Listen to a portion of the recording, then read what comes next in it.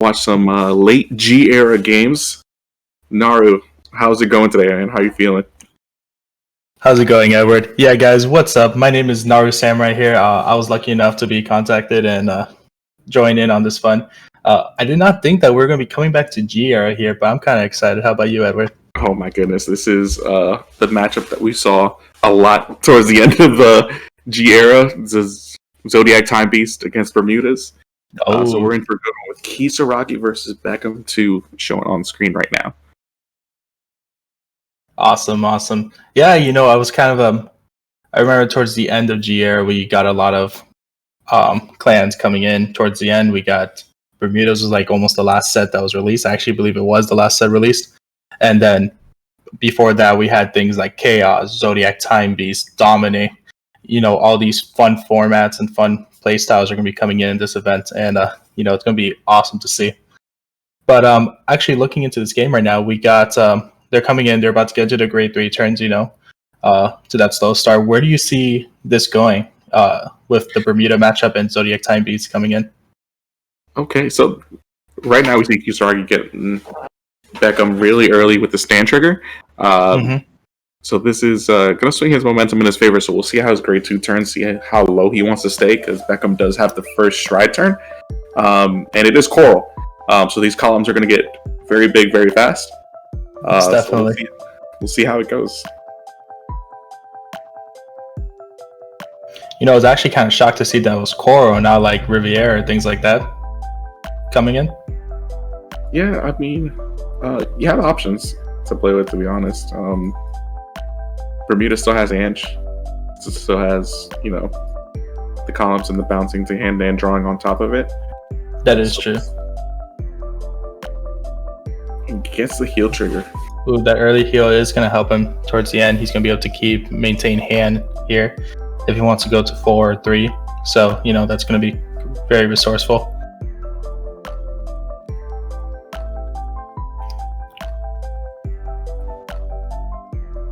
So for Zodiac Time Beast, I'm going to come with like an opinion and dot here, right?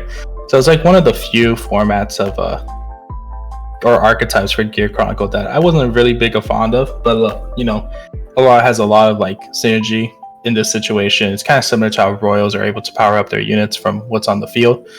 But the biggest thing we're going to be worrying about, or the Bermuda player will be worrying about, is how late the game will get, because once he's able to get his 4 cards face up, he can go into Heritage and gain his additional turn. So I guess my question overall is like, what do you think is a good way to combat that? Do you think rushing is the scenario, or late game play? So right now we saw, obviously, from the first couple of turns, Zan did try to rush early. Beckham did heal. He had 1 heal not go off. Okay, so here's the stride turn. So the important thing to look at is the cat in the background, obviously. When he's using and I keep forgetting header around. Yes, header around. When will it come out? Yeah, when will it come out? When it'll give the Vanguard +10? It's kind of the choices that he has now. Well, I mean, header around is an option now. He does have the Chronojet Vanguard, so he meets the requirement for him. And yeah, you're correct. The Gear Cat is going to be one of those things that's going to keep like the wall between the Bermuda player and the Gear Chronicle player from taking a good amount of damage. But remember, header around is a double-edged sword. It will cause a card to go back, but will bring back something that could be more deadly, or if they're lucky, just a trigger. But you see, now we're getting into the Bermuda turn. Seems like he's going to be going out. Good thing is he's going to end with like 7+ cards in hand, so I do think he'll be fine for the first stride turn on Gear Chronicle. Let's see. How many cards will bounce and come back into play here?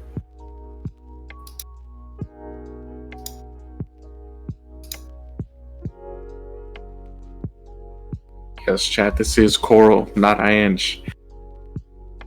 There may or may not be an Ange. I mean, we have a lot of different types of deck lists coming in. Yeah. I was very surprised it wasn't Riviera or Ange coming in. Guys, I'm with you all. That was going to be my dread to see if I was commentating, be like, Bermuda. But, hopefully this goes out and we'll see what happens. Actually, can someone tell me if Token Rambo's in here? That's what I was excited for. Where's that Token Rambo? If the Sword Boys are showing up today or not. That's going to be the question. I can definitely spoil that. I'd rather not get the spoil. Chat coming in all about the ripples. Yeah, you're totally right. We need that ripple support. What was it, Prometheus? Was that the ripple card? Or was it something else? My goodness, I can't think of it off the top of my head now. No worries. I see there's a little bit of thinking here going on with Coral's turn. What do you think is probably going through the player's mind at this moment? So he has to time his attack patterns, because he does have a bounce with Spica to be able to call something else to draw a card. Mm-hmm. He has the stand trigger as well. And then Coral getting the power for every Coral in the soul. So it's essentially just getting the attack patterns and adding all the power. Okay. Yeah, fully get you the attack patterns here. I'm kind of curious though on where he's going with this turn. I see that he's now going down to 3 cards. I don't know if that's going to be the play for him. If he's able to bounce and draw from his rear guards, he may benefit from that. But it's coming into like a little bit of a roulette as it be.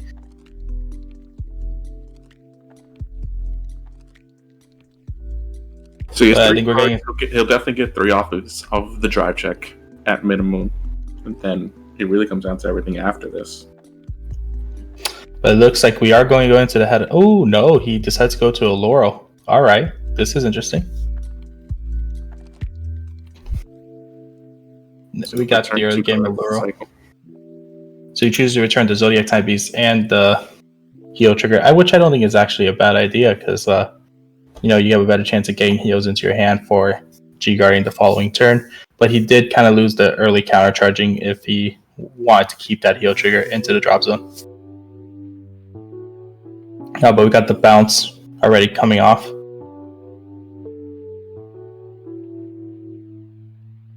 Oh.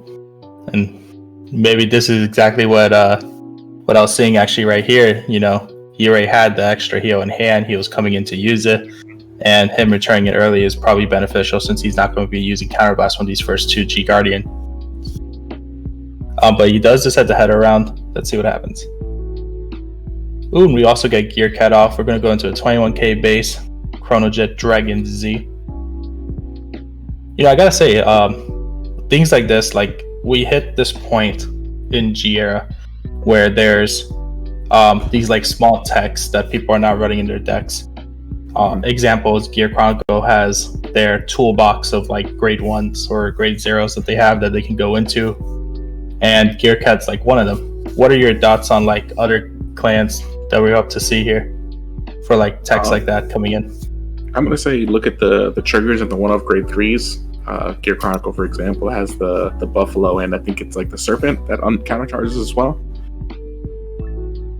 Give them more options. Bermuda has the stand triggers. So you have a lot of options. Jira was one thing that you had so many options as far as to put in there. Yeah, there's many options. Choose to attack the rear guard. Okay. All right, so we get Zan's first stride turn. He is at GB1 already.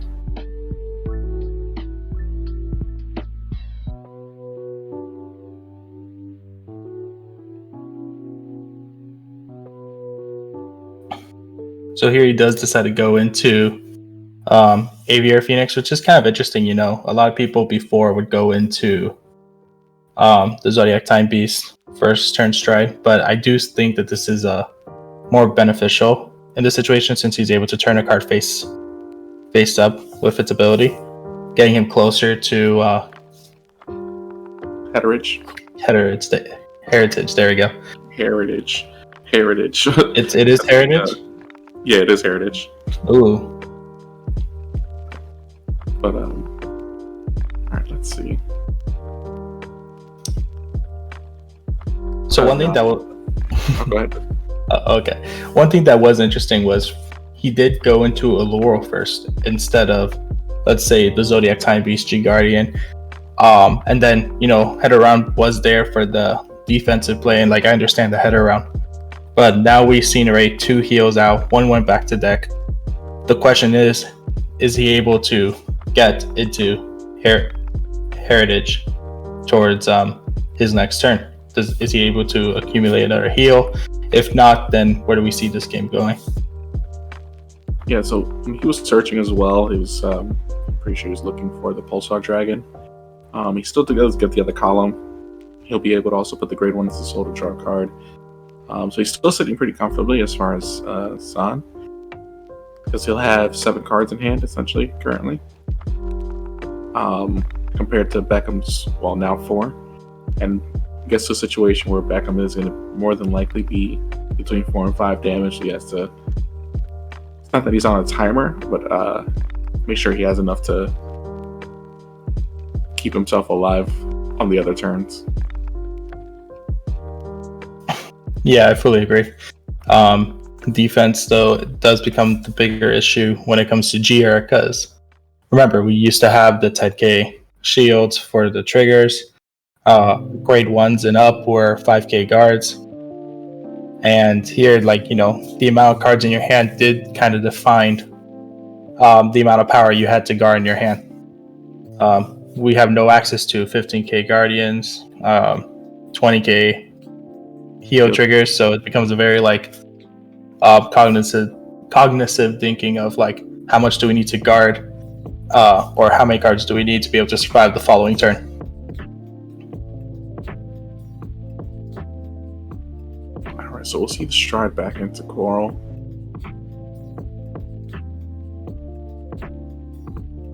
Coral into Coral with more corals. Coral.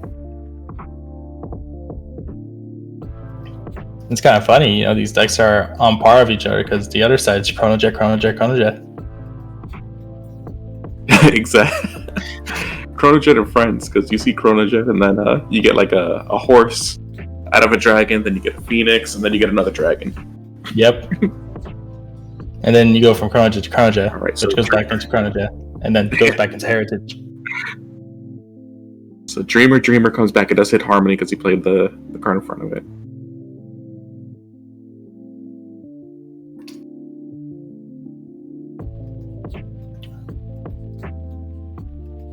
It's good that, he was able to get the Heartbeat out to the field. He's going to be able to accumulate some draws in there.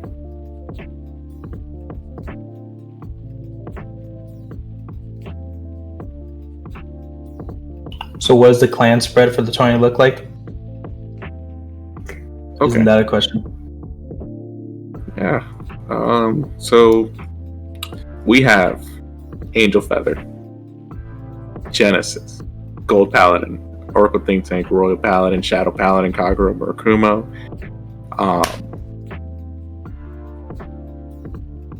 I left that Murakumo, Narukami, Nubatama, Tachikaze, Aqua Force, Bermuda, Grand Blue, Dimension Police, Link, Joker. So you're telling me all of Vanguard, all of Cray. Yeah, all of Cray. So what clans didn't make it? Are we able to find that out by chance? What clans didn't make it? Yeah, we got to put a little memorial for the ones that didn't make it. Royal Paladin didn't make it. Didn't make the cut.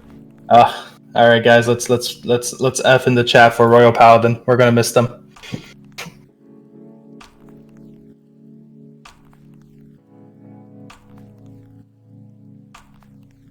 Royals weren't brave enough. Bro, not even Sanctuary Guard? Come on. Oh, goodness. Sanctuary Guard hit a very big wall that people... But you did say we were going to see some Angel Feather, some Oracle Think Tank, right? That's going to give us a little bit dots. we're probably going to see the first Ichikishima, right? But I wouldn't be envious if by chance we were able to see some Angel Feather Gize and maybe OTT Gize coming up in this tournament. So let me step in with Charlotte, right? So this attack is really important, right? Mainly because, so if this hits, he'll be able to counterblast one and return something to his hand.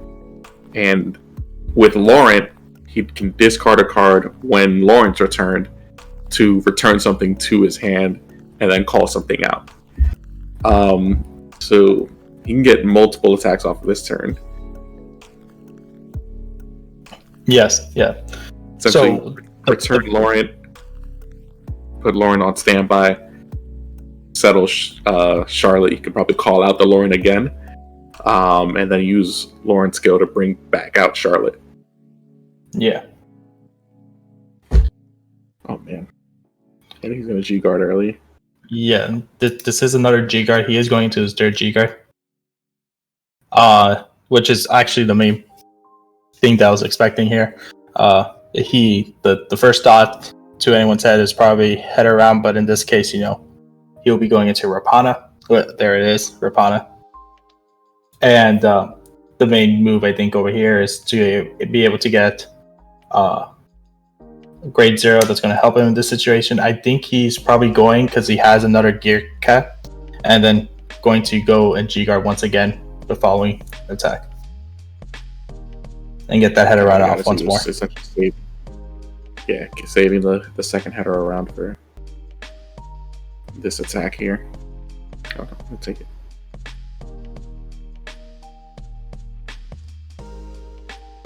So he saves it mainly because he knows that he has stand triggers. Yes. Now for the Bermuda side, overall these plays have been on point. They're aware of how far they can go. Again, like I said, multi-attack becomes a very big thing when it comes to G-Era, since the cards you had in hand were 5 to 10k guards. So every piece counted. So 53 to the Vanguard.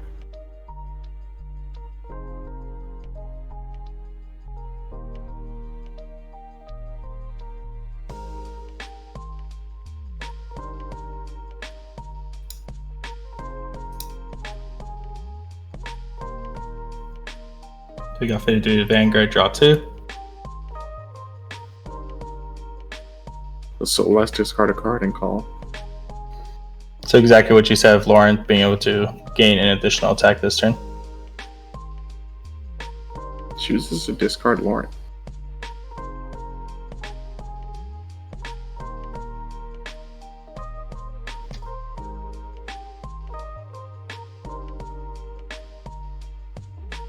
And there we get that additional attack coming in.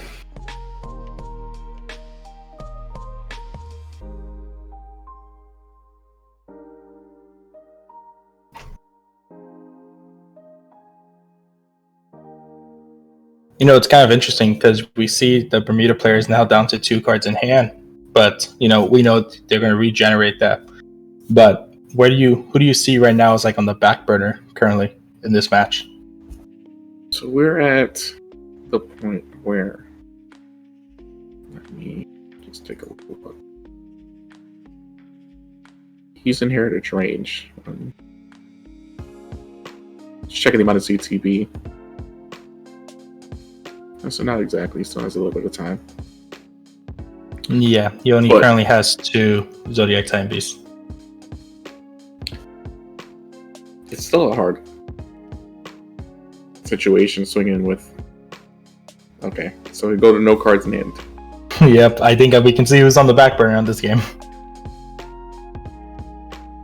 So hopefully, he can draw into a stride, or I think Chronojet Dragon Seed can actually stride for himself. Yeah, he has the what's it called? Mary Block Dragon. Yep.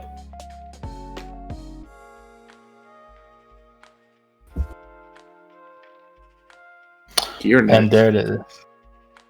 The one and only Gear next. I don't know about you guys. We got some of this nice music playing, but second you see Gear Next come onto the field, that soundtrack of Chrono starts going off in my head with like the gear spinning and all that.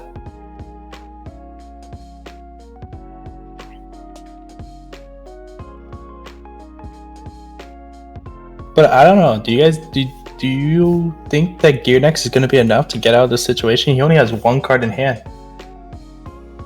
Well, he'll drive check obviously the other ones. The only non-ZTB is more than likely Gear Cat.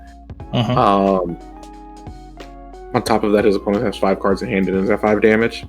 So that's 2 attacks essentially coming from the Vanguard alone. And then he also has to deal with the Buffalo on the side and also Spearhead. Spearhead will...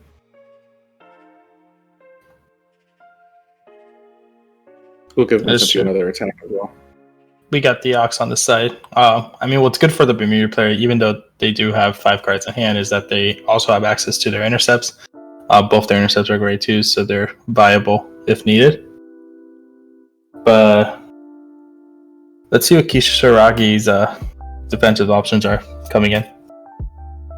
I do think I blinked on his drive checks. Do you by chance remember which ones they were?